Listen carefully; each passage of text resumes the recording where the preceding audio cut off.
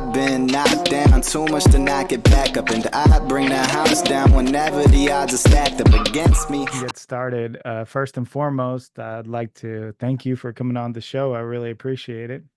Of course, of Yeah, course. Super excited. yeah, me too.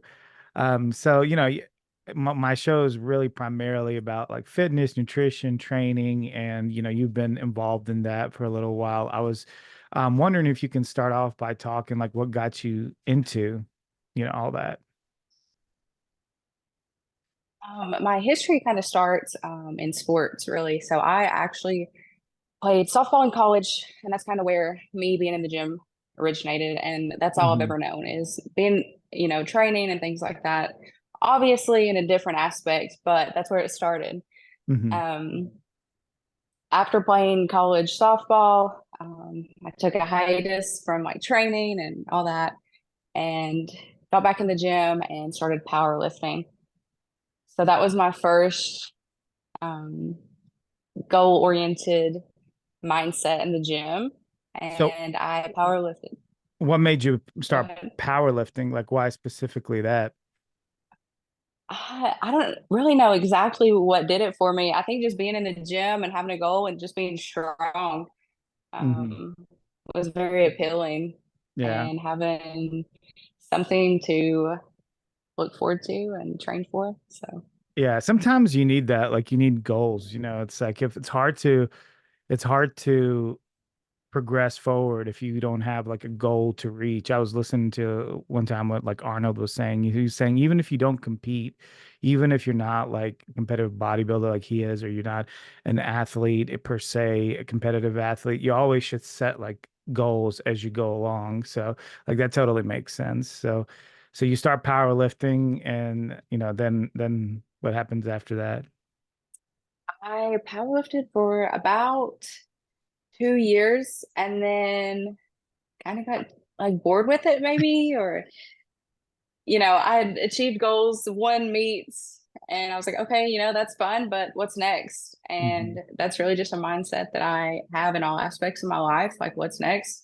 So I started like power building, and that was like my training module, and really fell in love with like actually training accessories and not just SBD all the time. So Were you coached by somebody or did you take this on your own? powerlifting, I was on my own. I just jumped in there. I was traveling around for work. I wasn't really in one location for a long period of time. Hmm. Um, so What do you do if you don't mind me asking? What do you do for work? then I was a travel surgical technologist. I Okay. did that for 4.5 years, but now I am entrepreneur, Okay. multi-business owner at this point. So Nice, nice, nice. So you were traveling quite a lot. yes, yeah, Is that what every 13 weeks. It is was that what somewhere got in you out here. of So it? what's that? Is that what got you out of it? Like to move to a different type of like to become an entrepreneur? Is that like the travel is what, bothered you about it, or was that something that you were planning on, long term anyway?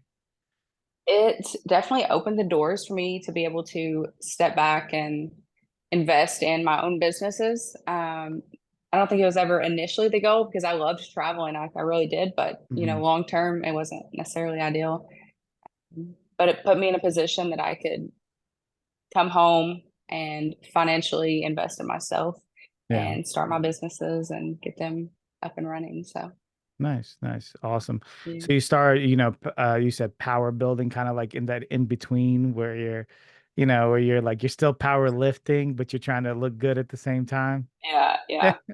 Yeah, eventually you get to a breaking point where you're like, okay, I'm kind of not progressing in either aspect, so should make a decision. Yeah, yeah.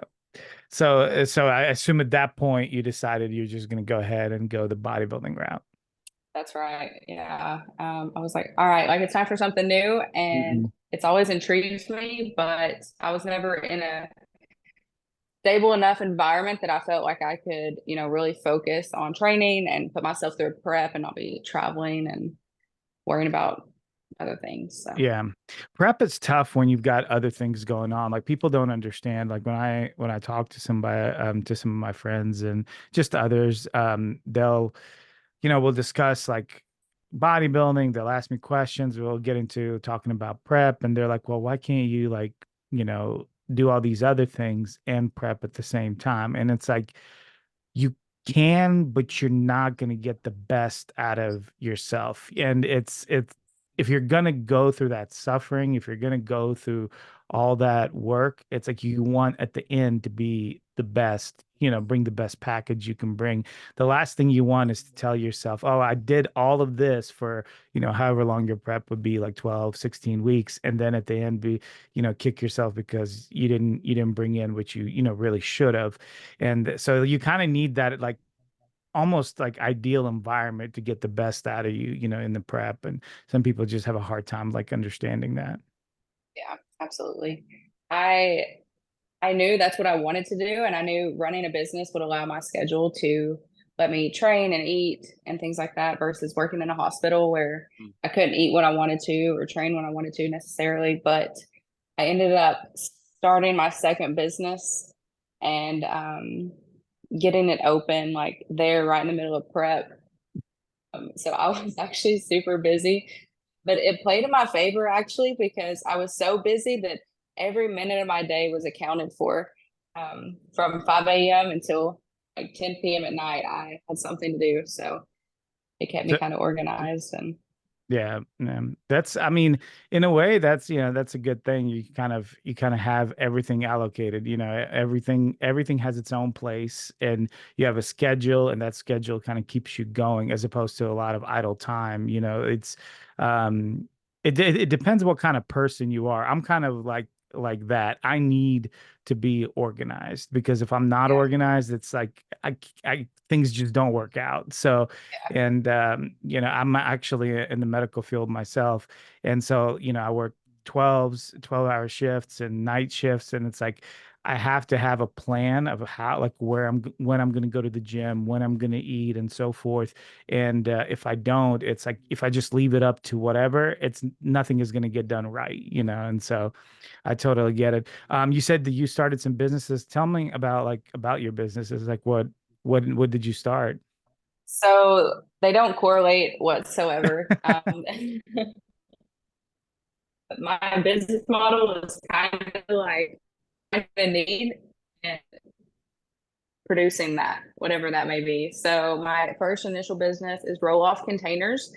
So Okay. I work mostly with contractors, commercial properties. I do some residential stuff, Hmm. and we've kind of branched out and we do some vendor stuff for apartment complexes, hotels, things of that nature. But the business that I started in the midst of prep, initially the plan was for this to open right at the beginning of prep, where a little bit of stress was okay, but it things never meet deadlines. You're always waiting on others. So I actually ended up opening after my show, but it's a childcare center located in Knoxville, Tennessee. Okay. So Nice. yeah, So, yeah, absolutely. child care center. Is that so? Like, were you always interested in like dealing with like kids, or is that just something that came about, you know, It's during something your that kind of came during your about. prep? Yeah, well, I started my licensing for DHS and the state of Tennessee in August of 2023. And it's just a long process. It's hard. Mhm. There's a lot of things that go into that.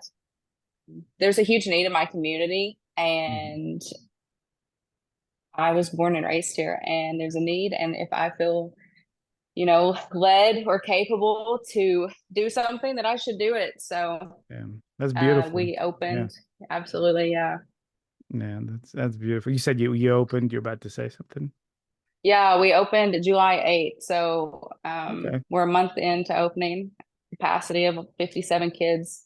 Nice, So nice. It's a lot of liability. I imagine that's probably why it takes so long to jump through so many hoops, and dealing with people's absolutely, children is not an easy thing. So absolutely.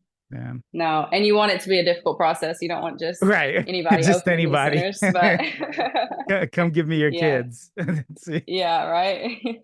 That's funny. There's, you know, it's funny. You mentioned that there is a girl I used to train at the same gym as her, and she competes, and her husband does too. And that's what they've been doing, basically, childcare. I don't know in what capacity, so I Sure, won't speak too much, but I know they've been doing it for quite a few years, and they're, you know, they're very happy with what they do. So, and it absolutely, provides them the means to compete. So that too. absolutely.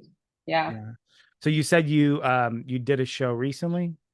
Yes, I did the Battle of the River in Chattanooga, Tennessee on June 8th. Okay. Okay. Let me see. I'm looking at your Instagram right now. And so how did that experience go for you? It was great, honestly. I couldn't have asked for a better outcome.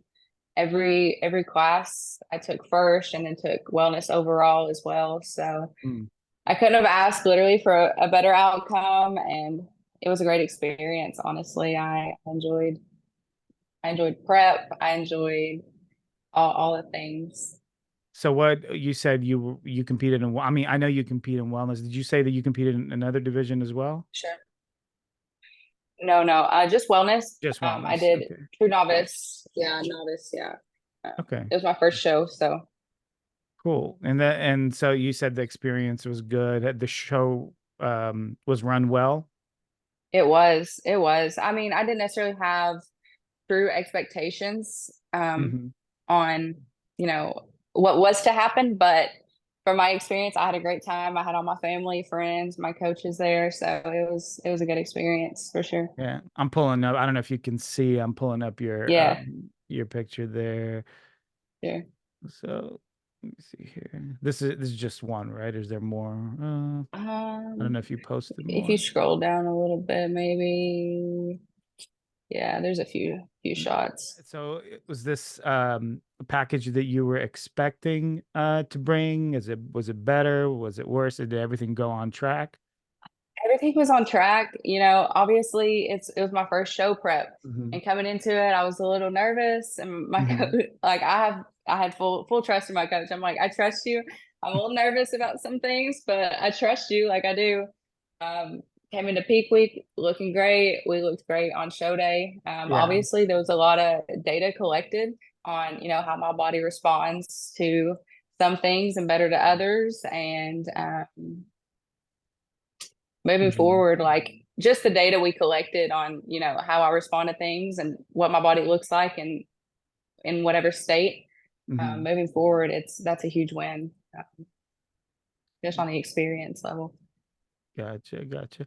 Yeah, that's and that's, I mean, that's a pretty difficult thing to do, to be able to, you know, go into a show on your first show and not have nerves. That's something that like haunts people, you know, even people that have been competing for quite a while and have you know, are pros will have nerves. Um you know, during their shows. So that's something very common. Like a lot of times with the girls For that I sure. coach, the girls that I coach, that's like the biggest thing for them is just nerves. They come in, you know, confident, and then Yeah. right at the moment of the show, it's like they start to kind of uh, get flustered a little bit. So that's Sure. that's part of coaching, is to be able to, you know, um settle people down, you know. Absolutely. And stress is good, or being nervous is good. It means you Mhm. care, right? Right, right. It might not be good for your physique though. Sometimes Maybe not. Yeah, I've seen people like wash their abs out from stress absolutely. and stuff like that. Um, Absolutely. so did you get any response from the judges on any kind of improvement or anything like that that you need for the following shows that you're gonna do? Yeah. So really just growing my legs, obviously, Hmm. bigger quads, tie-ins being a little more defined. Um, but aside from that, and then just coming in a little more leaner next time, Hmm. all things that we could recognize as well and Yeah. fully prepared. There was a I think it was like Junior USA's that was 2 weeks after my show that they were going to pay for the entry fee for all the overalls. Mhm. Um, and we just decided against that just to go ahead and start reverse and get to the point of growing because Yeah. I want to bring my best package to national stage, and that's the goal. And that wasn't that package, so Yeah. Yeah. we're gonna grow and Yeah, that's take the off smart. season. Yeah, That's smart because a lot of times what I'll see is people get so excited, and they'll just want to jump into different shows, even though they're not, or might. Sometimes you'll see them jump into nationals, and they've done like a very, I don't want to say weak, but like that's probably the best way I can put it, a weak regional show, and sure.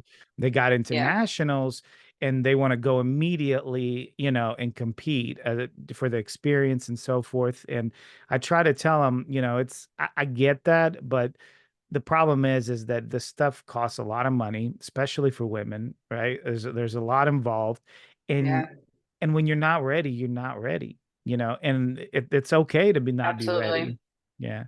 It's okay to not be ready, Yeah, especially if you just did your first show. So yeah, it's part of the growth, right? yeah, So I commend you absolutely. for that. Yeah. I get So the fine line of, needing the experience, like sure, stage experience versus I need to step off stage and lock in and focus on what I right. need to do to win. Right. And there's differences, right? Like if there's a difference between, oh, I missed my peak, or there was something in that last few weeks that I could have adjusted so I can go ahead and hit the next show and make those adjustments, as opposed to I just need more muscle. Like you're not going to get Yeah. that in a few weeks. Um I'll be honest with you, sometimes when I work with people, it's my favorite part of the year is the growth period, because that's really when you get to pound the weights and eat more, and all that Yeah. good all that Yeah. good stuff, right? So Yeah, yeah. I'm settling into that. It's definitely a change because, aside from going through prep and doing a show, that was a first experience, but so is a reverse and entering a true growth phase, mhm. where I'm truly focusing on putting on size and putting on good muscle. So Are you we're excited. have you Definitely. have you settled into your diet yet? Like are you pounding like the calories yet, or like like what are you eating right now? Back to a little over maintenance right now. Mhm. I'm 8 weeks post show. So back to maintenance Mhm. numbers at this point, and I'm moving weight in the gym. Like Mhm. I'm pretty strong, just from my past history of powerlifting. So once I started getting food back and energy and strength, I'm like, Mhm. yeah, all right, it's go time. Are you like, and as far as your training, how is your training looking? Are you more of like volume? I know you said you're pretty strong, so you're moving weight, but do you focus a lot on volume? Are you trying to, do a lot of heavy and low reps? Like how do you train? Um, Volume's pretty high. Mhm. But we're pushing a lot of weight at those numbers. Yeah. So we're kind of training legs 3 times a week right now, and really just pushing that threshold to where I'm making sure that I'm recovering, and that way I'm not just ruining my body every other day hitting legs. But the balance is good right now. So Is your like, so mostly, and I've talked to some other coaches, and I do that too, but do you keep legs in what, like 3 times a week, 2 times a week, like how yeah, three times a three week right times a now. week? Yeah. Yeah, Yeah, that's all, and then kind of leave the rest for like upper body stuff. upper body. Yeah, and then two off days a week right now. So. Mm. They didn't say anything about upper body, and I'm not implying anything, I'm just asking. No, no, nothing was said about upper body. Hmm. Yeah, that's good, that's good. I mean, that Yeah, yeah, with wellness, that's, like obviously the focus is always like legs and glutes and everything like that. yeah, But every once in a while you do see people come in that like need to work on upper body stuff too. So yeah. that's what I was curious. Yeah, that's interesting. So what is your favorite leg exercise if you had one? Ooh. Mm. Right now, it's probably hack squats.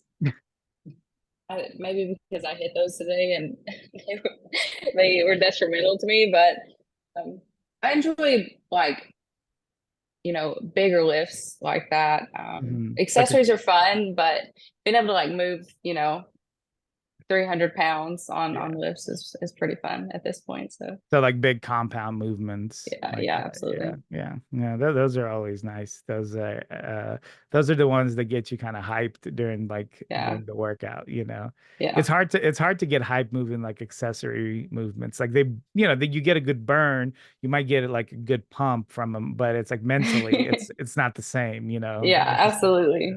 Absolutely. My favorite accessory is probably leg extensions. Like mhm, I love working my quads. I was a catcher when I played softball, so out the gate, I've had strong legs mhm, in my mhm. entire career. So So more genetically like predisposed for that, yeah, yeah, that's pretty awesome. yeah, Sometimes you'll see like people that will jump into divisions just because they like them, which is fine. But sure, they're not necessarily like genetically privileged in that division. They're trying to do the yeah, best they can, but so it's always like nice when you have that already kind of built into your genes that yeah, grow your legs well. So. absolutely. Mm. It's hard for someone to go into say the wellness category if they're built like bikini. They got to work Yeah, even extra hard to grow and put on that size. But yeah, yeah. So there's a couple of girls I've had podcasts with them. They're not girls that I've trained, but I just kind of looked at them and they were in figure. And I'm looking at them and I'm like, well, they're doing good in figure. They've done well in figure, but man, they look like they could do wellness. And wouldn't you know it, just recently, a couple of them that I thought that moved over to, excuse me, moved over to wellness, and they're doing very well. So I'm glad to see like people find their niche. So that's nice. Yeah. yeah. What do you think as far as, well, let me ask you this. Do you keep up with the pro division? A little bit. Okay. Not as much as I probably should. So like there's this thing that sometimes you'll get like female bodybuilders or maybe just girls that have just almost bodybuilder type of legs going into into wellness division. This is kind of, I guess, opposite of what we just talked about. Do you think that the legs are getting too big in like wellness, or is that something that like doesn't really concern you? I think it's fine. Yeah. I don't think it's out of hand yet. Hmm. I know what you're talking about. Like they're definitely getting bigger. Um, the Sometimes, glutes, the yes, quads. sometimes you'll see, and given I don't know if some of these girls are competitive or they're just some of them are just influencers, but they're definitely in that wellness categories, and I have seen quite a few of them compete, and they have gigantic legs, like I mean enormous legs, which I mean I'm a muscle guy, so that doesn't bother me, but I was Yeah, wondering how that would play into like the division as it grows, as it gets more popular. So excuse I support it. me. I'm in huge support of that. I mean, I love the division Hmm. myself. I think, like, aside from me being built for it, I would say I truly enjoy the look Hmm. and the training of just hitting legs. I love training legs. Like, I'll train them 5 days a week. I love it. But I used to have like a love-hate relationship with legs. I would hate like preparing myself mentally to go do them because they were so taxing. But like sure. once I got into the workout, I was like, oh, this is so good. This feels so Yeah. good. You know? I think that's why I do like it. It's nothing humbles me like training legs. Like nothing hurts like training legs. I think it exercises more than just your mental For sure. capacity of being able to handle it. For sure. No, I totally agree. I think it's just it's such a big body part. And it's the body part that you use for everything, right? Like your legs are used Yeah. for your entire life, your legs are being used. So it's just so much like work goes into it to kill them, and it's just a different experience. If you've never trained legs to the point where like you're just completely exhausted and obliterated, then like you haven't lived, you know? Yeah, that's right. I love that feeling though. Like I chase that feeling every time I turn legs. I love it. So what's the plan now? I mean, I know you said that you're going off season, you're going to put on Yeah. some mass. Do you have a show in mind after your off season or growth season?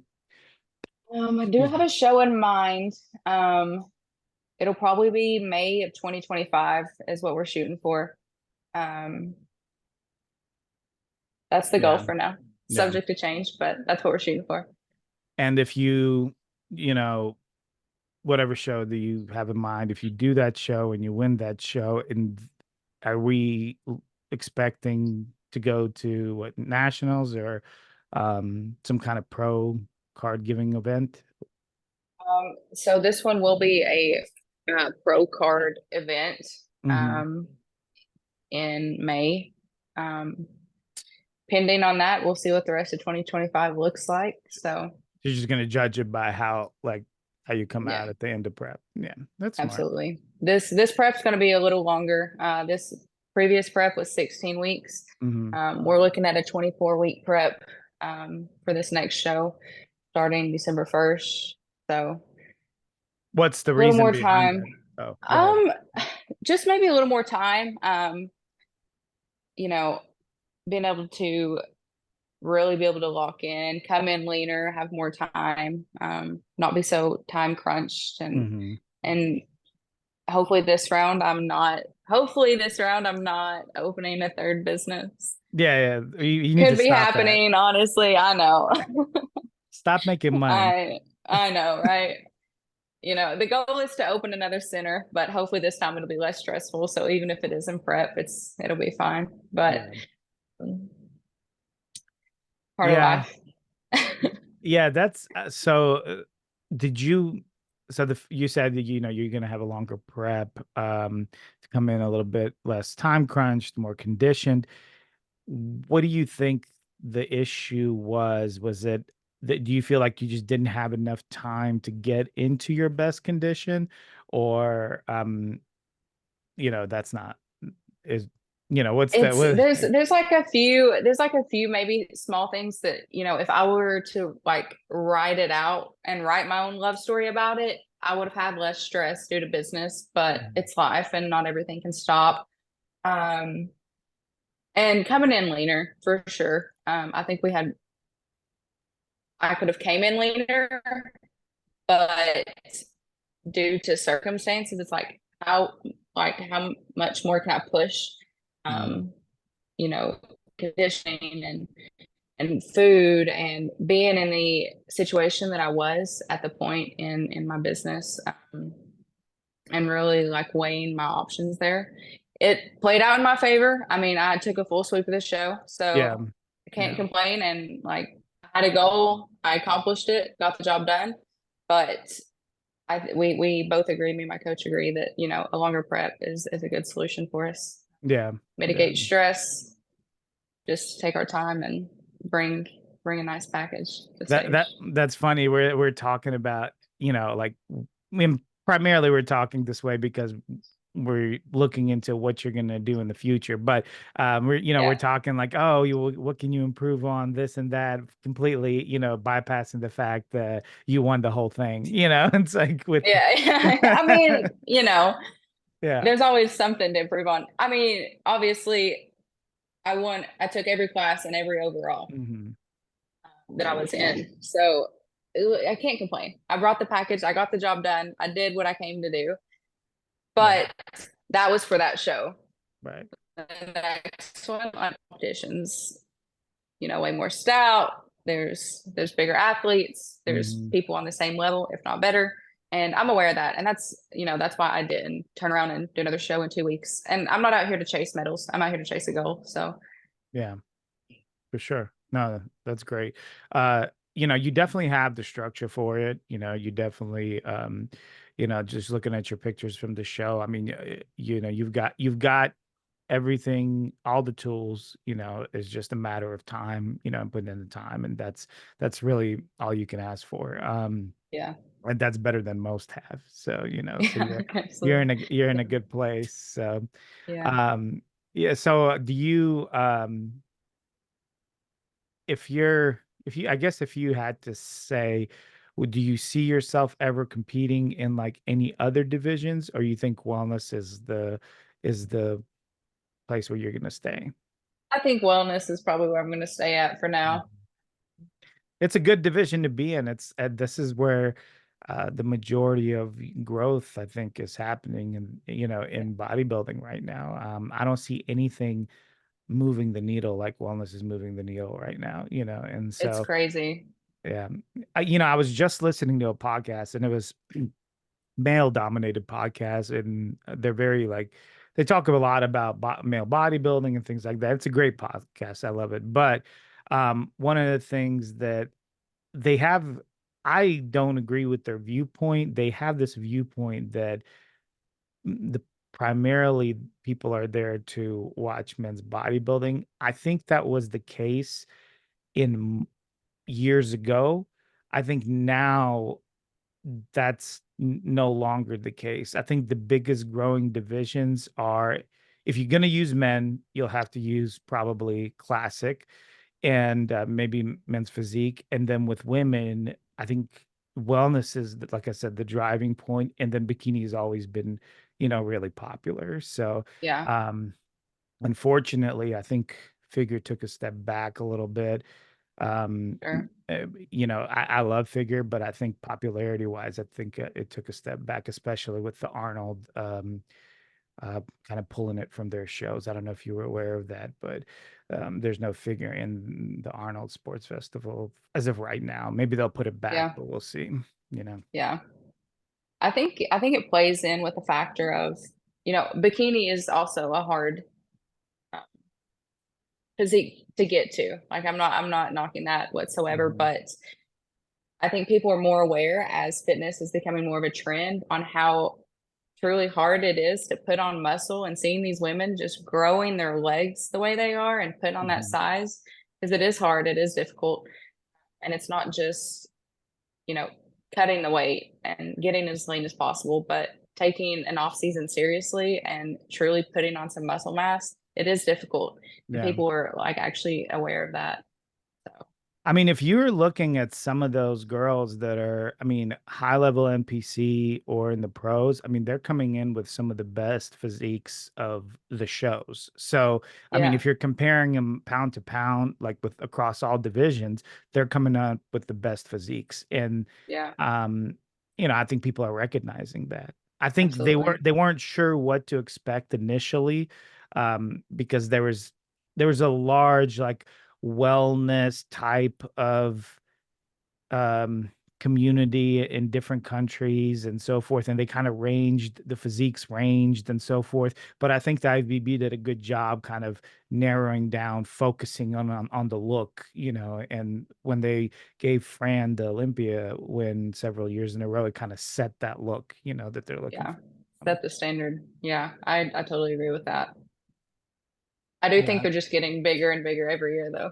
It does. So do you think Fran, how long do you think Fran is going to keep it? Because I mean, this is what, her third she won, I think. Uh, Two or I th- three. I'm not yeah, sure. yeah, It's the third.